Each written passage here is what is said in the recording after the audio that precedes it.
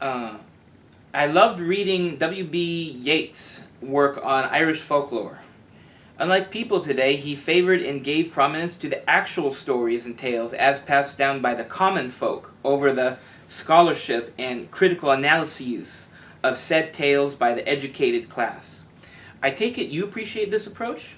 And why are there not more people like this today? Or are there? Well, that's two different questions. Firstly, your taking is quite correct, Irish Hepsburg. Absolutely. But as to why there aren't people like this today, by people like this today, I'm not quite sure if you mean people like Yeats or people who tell the stories. Certainly there are people who tell the stories and people who listen to them. Why are there not more people with Yeats's attitude or my own? Well, primarily because these things are studied by scholars, you know. They're the ones who go out to the back and beyond to collect these tales. I was brought up with French-Canadian folk tales, you know, from my dad. The loup-garou and the lutin, all that kind of good stuff. And, you know, what can I tell you? I guess I'm not that far removed from the peasantry. But the scholarship, the scholarly attempt to dissect these things and remake them into something that the scholar can understand is piece of a piece with academia's failings in every area of the humanities today.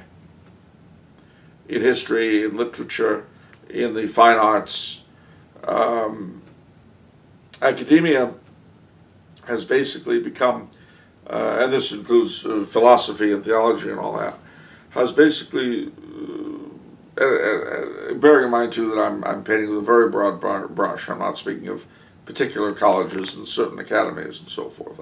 But in general, it's a massive attempt to justify the direction that Western culture as a whole has taken over the past 150 years. To prove, you might say, why we're so wonderful. The truth of the matter, of course, is that we're not so wonderful. We're really full of garbage. But you know, that's why academia. Again, I'm painting with a very broad brush, but they turn these things into, you know, a feminist reading of The Old Woman by Linda Schwarna. What? What? Really? Really? How about an old Irish peasant woman's reading of a moronic academic gathering? And there they were, all these people with big heads, and not a word came from their mouths that was worth listening to. But they were all paid a lot of money for it.